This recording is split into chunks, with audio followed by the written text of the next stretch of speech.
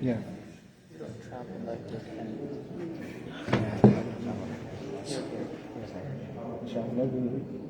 And what are you? How long do you I have to take you to Ghana. I'm going to Ghana with him and we're going to go to the bush. What? We're going to the villages in Ghana. Ah, We're going to do dawah there, You inshallah. love to go to I like to travel. Yeah, he like travel. He like travel like me. So I'm going to take him to Ghana, inshallah. But I only have two citizenships. I don't have Ghana. No, you don't I have don't to. need visa. You only need a visa, that's it. I need it. Yeah, but it's not it's easy Is it too. easy for Saudi or America? What's that? Saudi or America? Well, you can get it from here or America, no problem. And it's السلام عليكم only ورحمة take الله وبركاته. We have to. بسم الله والحمد لله والصلاة والسلام على رسول الله سيدنا محمد وعلى آله وصحبه ومن والاه. أشكر الله سبحانه وتعالى وأحمده حمدا كثيرا يليق بجلاله على أن جمعنا في هذا البرنامج المبارك وفي هذا المكان المبارك. كما أشكر جميعا على تهيئة هذا اللقاء المبارك من الأخوان والأخوات، ونشكر الدكتور والمدرب والداعية الدكتور خالد الدوسري جزاه الله خيرا. أخوكم خالد العرابي الحارثي، مشرف التدريب والابتعاث بإدارة تعليم جدة وزارة المعارف. عملت في حقل التعليم معلما فمشرفا فرئيسا لإدارة التعليم الأهلي والأجنبي لمدة 6 سنوات، وأنا أعمل في مجال التدريب. أكرمني الله سبحانه وتعالى بأن التحقت بفريق EIECC جدة ليدرز مع الدكتور خالد تقريبا عام 2019. حضرنا اللقاء وأنا أحد أعضاء هذا الفريق. طبعا في هذا الفريق يتكون من قادة، ويأتي في مقدمتهم الدكتورة سونيا مالكي. And Dr. Sonia Malki is the former director of school health administration. And by the way, she's my colleague. We studied at Oxford University in 2011. And our leader, Sister Hanadi Hassan Zahrani, and she's an international foreign education supervisor. And also Dr. Manal Qutb. She is English language assistant professor at Jeddah University. And our sisters Fatima Sheikh Nasrullah, she's working for the British Council, and her sister Khadija, and she is a student at the Indian school. So I'm one of that member. Actually, I'm a trainer and a certified coach also in health and nutrition. This is something additional, but I want just to talk today. Our chance, or my chance, is to be a lecturer, which I don't like. I'm a trainer more than a lecturer. But my concept of training, and this is also Dr. Khalid's concept, is a TCT, trainee-centered training, in which the trainees will do most of the job, not a trainer. And I do believe in the triangle of training very quickly. Now, the triangle of training starts with learning. In training, all of us are learning. The trainees and the trainer are learning from each other. So it's one of the basic, or one side of the training triangle. The base of that triangle is enjoyment. So all the activities should lead to enjoyment, or should be based on enjoyment. Activities, challenges in the training. And the last one, if you learn and if you enjoy the learning, what will happen? Change. Can you tell me? Change. Change in what? Behavior, attitude, practice, knowledge. It's upgrading. It's a kind of upgrade. Okay. Learning here should be done without teaching. There is no teacher. So the trainer is not a teacher, but he is learning from the trainees, and the trainees are learning from the trainer. So let's go to this provocative comparison. This is part of training. What is the relation between sleeping and learning? I want you to think deeply. This needs creative thinking. What is the relation between sleeping or sleep and learning? Yes, please.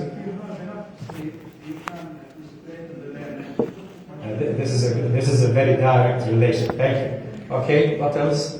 Relaxation. On this side. Relaxation. This is for deep thinking, critical thinking. Think critically. Yes, doctor.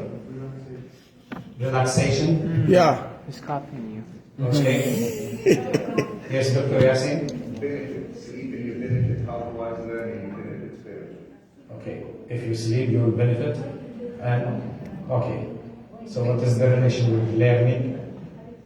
Basically, it's the benefit. The benefit. The truth is I've done is the benefit. Uh-huh. Learning will benefit. Okay, if you, Dr. Yasin says or saying if you sleep, you will benefit, and if you learn, you will benefit. This is a good comparison. No. Okay. Yes. Brother Salim. While you are sleeping. Okay. Maybe you can create something or think of something. No. Can you learn while When you you wake are up, you don't come sleeping? to. When you wake up from the Can sleep, you learn? you can How? you can learn better. You see? It's like you have relaxed. So as soon as you wake up from the sleep, you refresh your mind and your body. Okay. Yes, Brother Faisal.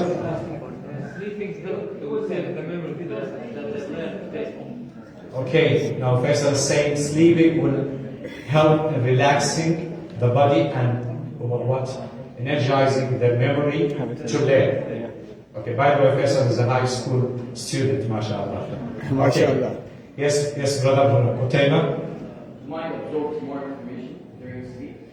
Maybe when we could utilize learning during sleep to add more value to learning. How can we prove that the mind will absorb so many things while you are sleeping? Okay. Through headphones and listening to certain recordings while sleeping enhances information. This is very interesting. Very interesting. Thank you. From the latest side, I want a direct link between sleeping and learning.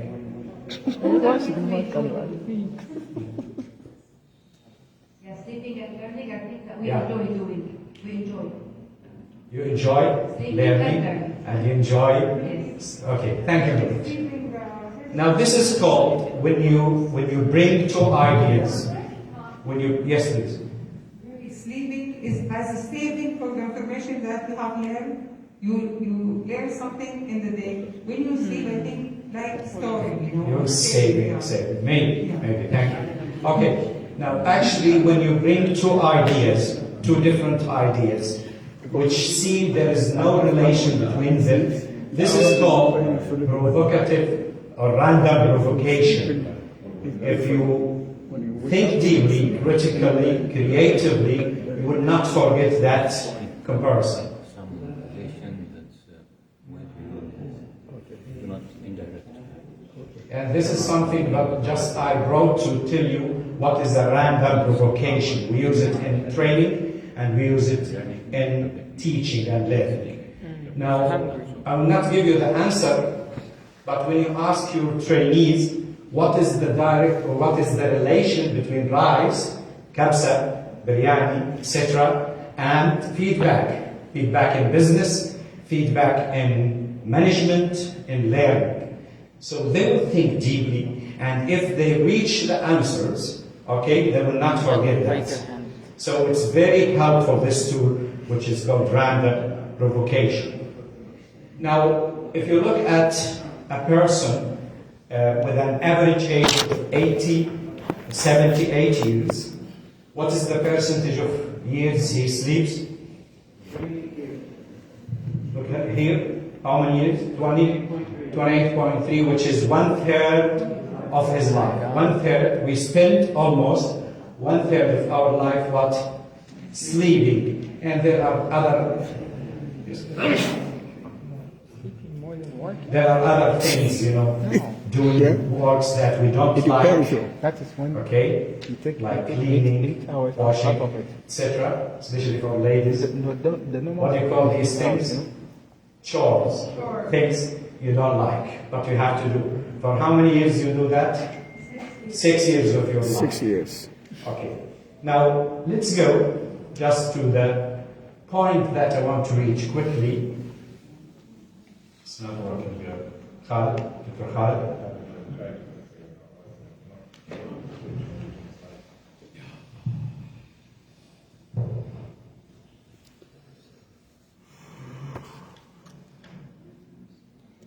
Yes, sir, that's okay. That's okay. Okay. Now, very quickly, the brain functions at 4 different levels.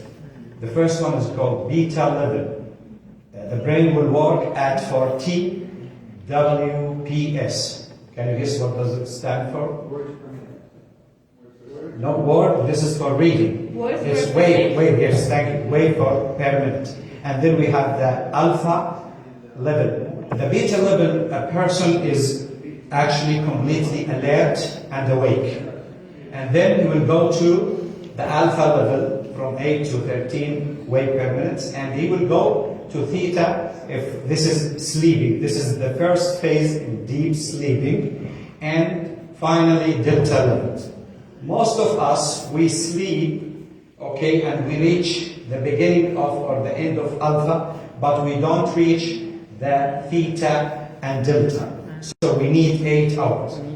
If you know the strategies, the techniques that could help you to go directly to the delta, theta, or to go, gradually to theta, this will save you time. So you will sleep between 2 to 3 hours, and you will wake up very energetic and active, and you can make use of what? How many hours? 5 hours. 5 to 6. And there is a British professor who usually gets to the theta, and 2 hours or 3 hours are enough for him, and he spent the 4 hours for 2 months just rolling on the bed trying to sleep. And then he find a solution or an idea, a creative idea, that he could make use of the 5 hours or 4 hours, and he managed to have 7 PhD in different fields, making use of his sleep. After he managed to get to the peace level. If you read in this field, it's very interesting, and this is the relation between sleeping and learning. This is part of the relation. Okay, now let's talk about our program.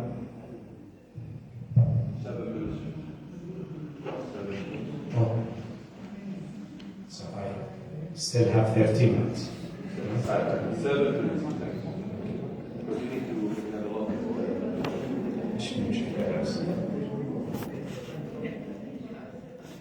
Okay, let's go. Mr. Khalid,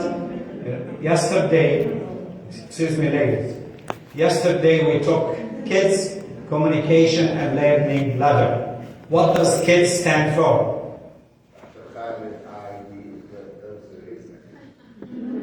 Okay, it's abbreviation for Khalid Ibrahim al-Dawsari. And it's mainly about communication and learning, which is very important. And the first time we took this ladder, the first time we climbed that ladder with Dr. Khalid, it was very interesting, and we loved it, and we use it a lot. So, this ladder is between communication and learning. Which is more important, communication or learning, for the men's side? What do you think? Communication versus communication. Okay, doctor, how about you? Communication. How about learning? Can you communicate without learning? No. Both are important. Which comes first? Learning. Learning comes first before communication. So both are very important, as you see. Okay, now who's this guy? How can you communicate with people? Do you know this person? Salah. Don't say it's sad. Okay, now to save time, because Mr. Khalid is going to kill me, to save time, this is...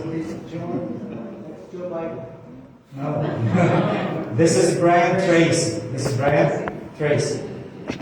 So Joe Biden. Mr. Favor, can you take the mic and read this slide very quickly? Take the mic, please. Who's Brian Tracy?